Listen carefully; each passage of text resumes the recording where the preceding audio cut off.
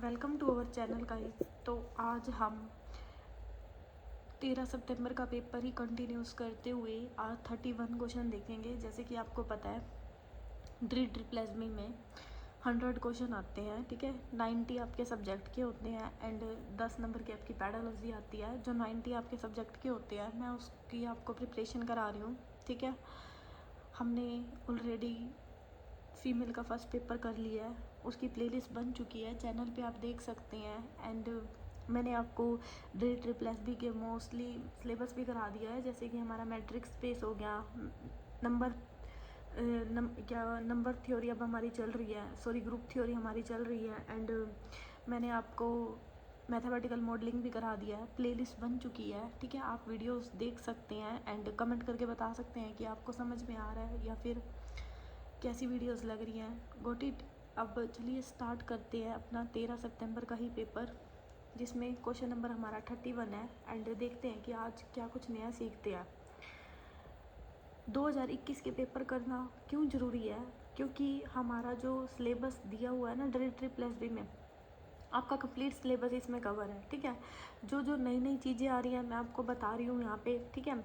अब जैसे अब इसमें क्या है, जैसे आप कमेंट करके पूछते हो कि मैम क्या ये पूरा पेपर लर्न करना पड़ेगा। लर्न करने का मतलब नहीं होता यहाँ पे ना, आपको पेपर समझना है। एंड समझने का मतलब क्या है कि क्वेश्चन किस टाइप से आ रहे हैं, कैसे क्वेश्चंस आ रहे हैं, ठीक है। क्वेश्चन को मतलब थ्योरी से हम किस टाइप से डील कर सकते हैं।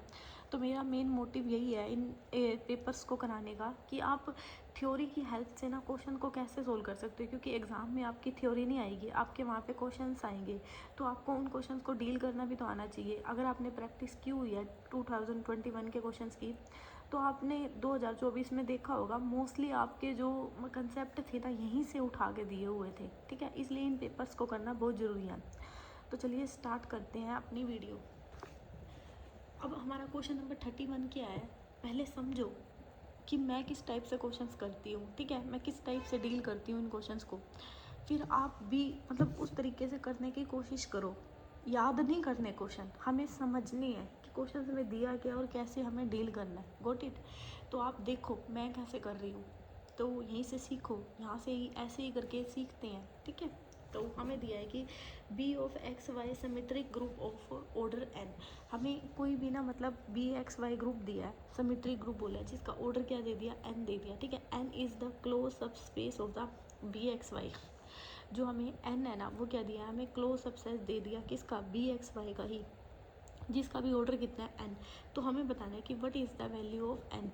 ये ना सिंपली आपका रिजल्ट है ये, ठीक है। इसका कोई प्रूफ वगैरह भी नहीं है, मतलब एक रिजल्ट के तौर पे ही है कि इसमें क्या बोलना चाहता है। ये रिजल्ट क्या बोलता है कि जब हमारा बी एक्स वाई ना कोई भी क्या होता है, सिमेट्रिक ग्रुप होता है। Got it.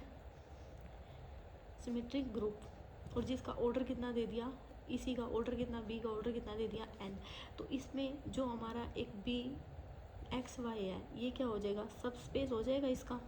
अगर हम इसी का क्या लेते हैं, सब स्पेस, जिसका ऑर्डर क्या दे दिया, एन। तो इसमें जो हमारी एन की वैल्यू होती है ना वो होती है एन हमारी ग्रेटर देन इक्वल टू 2। तो जो हमारा एन होता है वो क्या होता है, n is equal to greater than 2।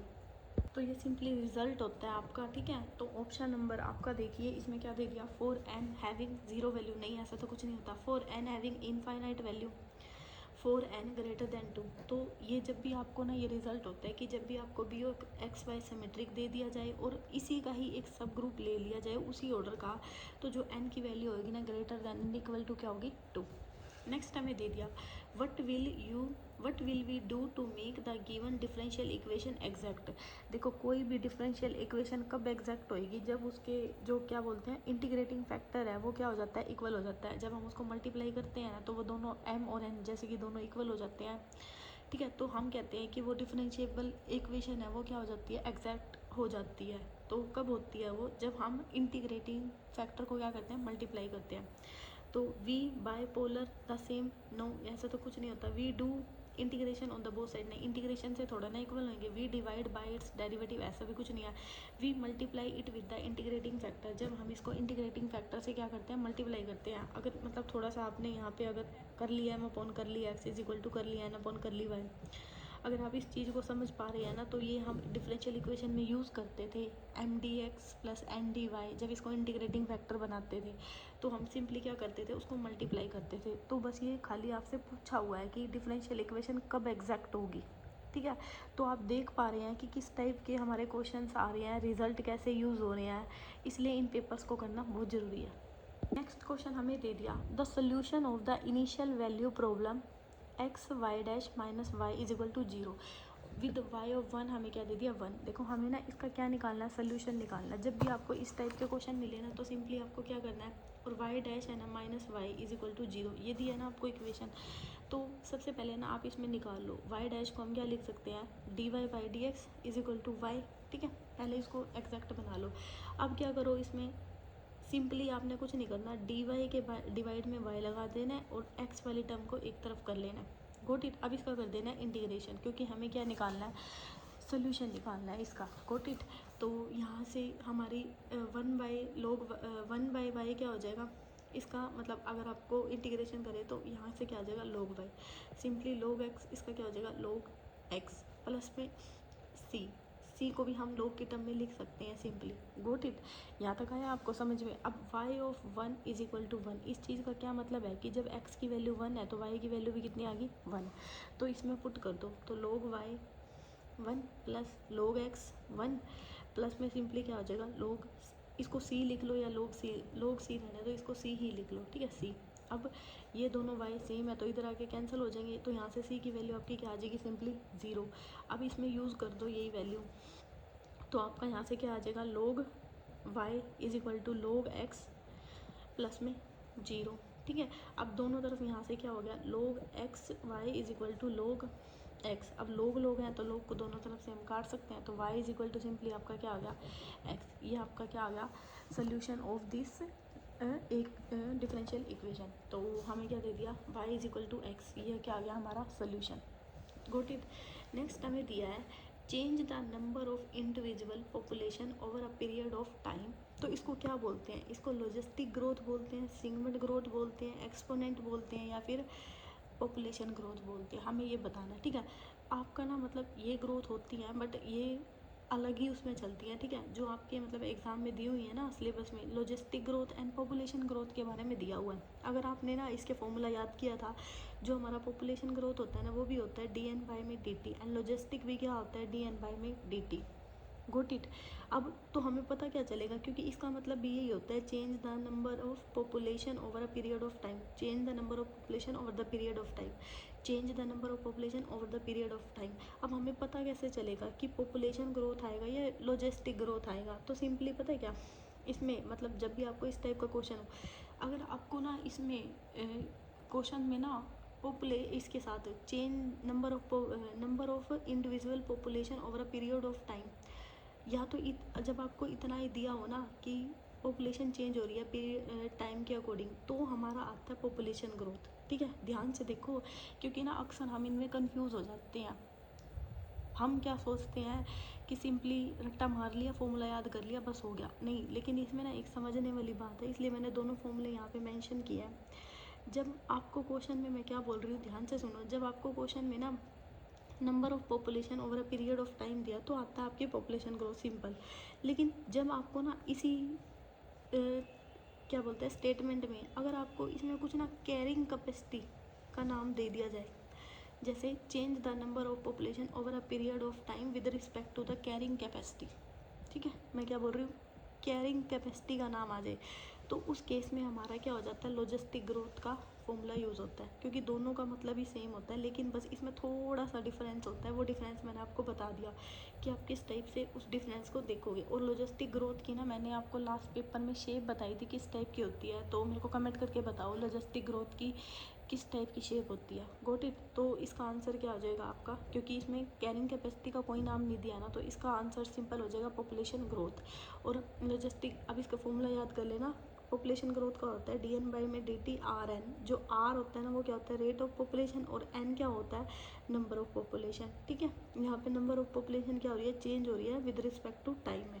Logistic growth में भी यही है, इसका फॉर्मूला क्या होता है, r n into 1 minus n by k. Got it. और के क्या होता है, हमारी कैरिंग कैपेसिटी। ताकि आपको समझ में, मैंने बिल्कुल इजी वे में बताया है एंड आपको डिफरेंस भी बताया है, ताकि और अगर एग्ज़ाम में अलग टाइप से इसके बारे में पूछा जाए तो आप बता सको। नेक्स्ट हमें दिया है कि find the limit of the function f of x y is equal to x plus 2y and has x y किसको अप्रोच कर रहा है 1 एंड 2 को। तो इसमें सिंपली क्या करना है, आपको जो भी लिमिट दी है ना इसमें पुट कर दो। जब इस टाइप के क्वेश्चन आए तो x की जगह क्या पुट करोगे 1 और y की जगह क्या पुट करोगे 2। तो 1 + 4 कितना हो जाएगा आपका 5। बस ये तो ऐसे ही निकल जाते हैं, ठीक है। ये सिंपली ये छोटे ही क्वेश्चंस होते हैं, इसमें कुछ इतना वो नहीं करना होता है। ये आपका ना सिंपली पॉलिनोमियल में चलती है लिमिट, ठीक है। और पॉलिनोमियल में जब लिमिट हमारी चलती है ना तो हम सिंपली वैल्यू पुट करके निकाल लेते हैं उसका आंसर। नेक्स्ट हमें दिया है if L be a limit of the function sequence A then there exists a subsequence B of the sequence A which is convergent to। देखो इसने क्या बोला है, इसने बोला है कि A हमारी कोई भी सीक्वेंस है, गोट इट, वो हमारी किसको अप्रोच कर रही है L को, ठीक है। तो ये कह रहा है कि B जो हमारी इसकी सब सीक्वेंस होगी वो भी किसको अप्रोच करेगी, तो वो भी हमारी किसको कन्वर्ज करेगी L को। सिंपली ये रिजल्ट है आपका। नेक्स्ट हमें दिया है Which rule is used to calculate the limit when the function reaches to indeterminate form। देखो इनडिटर्मिनेट फॉर्म का यूज़ हम कौन से उसमें लिमिट में करते हैं, या फिर मतलब क्या लगाते हैं, क्या हम C&D रूल का यूज़ करते हैं, या फिर हम एल हॉस्पिटल रूल का यूज़ करते हैं, या फिर हम लेबनेटाइज रूल का यूज़ करते हैं, या फिर चियाको रूल का यूज़ करते हैं। देखो इसमें इस क्वेश्चन में कहने का क्या मतलब है, इनडिटर्मिनेट फॉर्म का कहने का मतलब है या तो वो फॉर्म 0/0 बन जाए, ठीक है, लिमिट में। मैं आपको बता रही हूँ इसका कहने का क्या मतलब है। या फिर आपकी इन्फिनिटी फॉर्म बन जाए। कब बनती है ये जब हमारी मतलब लिमिट में ये चीज़ें बनती हैं तो हम क्या लगाते हैं, एल हॉस्पिटल रूल नहीं लगाते सॉरी। तो हम क्या करते हैं, हम इसमें सिंपली क्या लगाते हैं, एल हॉस्पिटल रूल। तो यहाँ से हमारा आंसर क्या हो जाएगा, ऑप्शन नंबर बी, ठीक है। होप तो आपको ये क्वेश्चन समझ में आया कि ये क्वेश्चन कहना क्या चाहता है। मैं इसलिए कह रही हूँ पेपर करने ज़रूरी है, पेपर कर लो ढंग से, ठीक है। नेक्स्ट हमें दे दिया लोकल मिनिमाइजर u ऑफ j is isolated if there exist p greater than 0 and for u in S we have.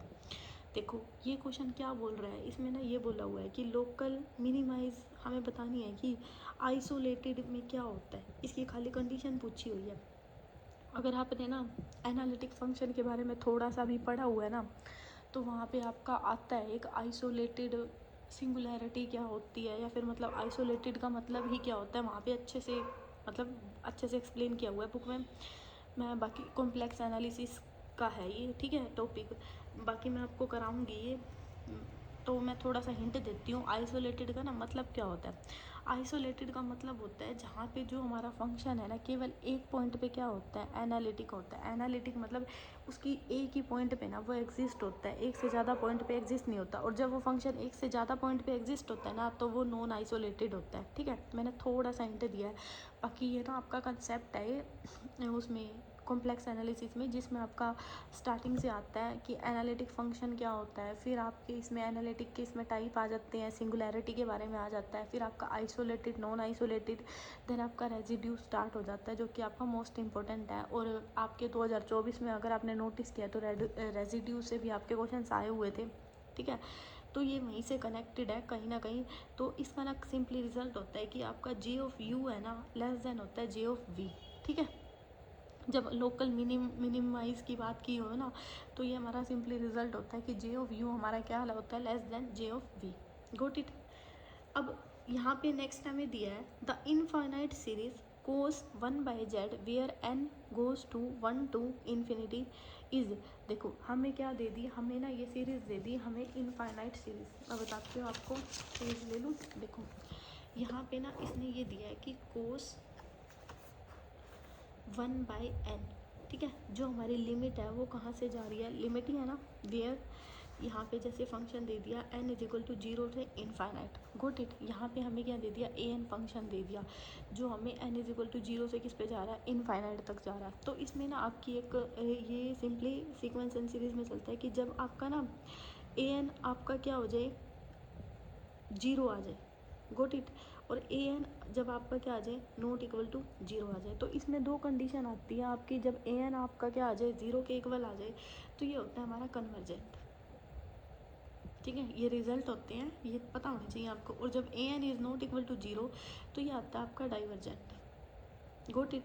तो इसमें इसी कंसेप्ट का हम यूज़ करेंगे। हमें ए एन की वैल्यू क्या दी है यहाँ पे, कोस 1/n।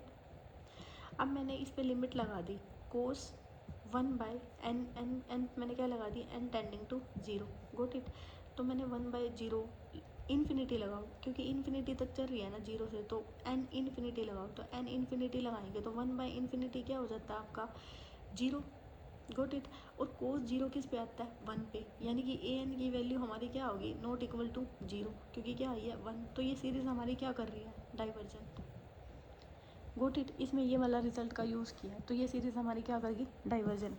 तो इसका आंसर क्या हो जाएगा आपका, ऑप्शन नंबर बी, जो कि क्या है, डाइवर्जेंट। होप सो आपको ये 30 क्वेश्चन समझ में, 20 क्वेश्चन का जो हमारा टारगेट था समझ में आया। ये हमारे बीच में ना मिस्टेक हो गई है, यहाँ 35, 37, 38, 39 एंड 40, मतलब 40 क्वेश्चन हमारे क्या हो चुके हैं, कंप्लीट हो चुके हैं आपके। ठीक है, यहाँ पे अब कल हम नेक्स्ट करेंगे। होप सो आपको ये 40 क्वेश्चन अच्छे से समझ में आए। मैंने पूरी कोशिश की है बिल्कुल इजी वे में, बिल्कुल आसान तरीके से आपको समझाने में। So thank you so much guys for watching my video. अगर आपको वीडियो पसंद आ रही है एंड लग रहा है कि आप कुछ सीख रहे हो, तो भाई सब्सक्राइब भी कर दो, ठीक है, और लाइक भी कर देना एक वीडियो को। तो ठीक है, so thank you so much.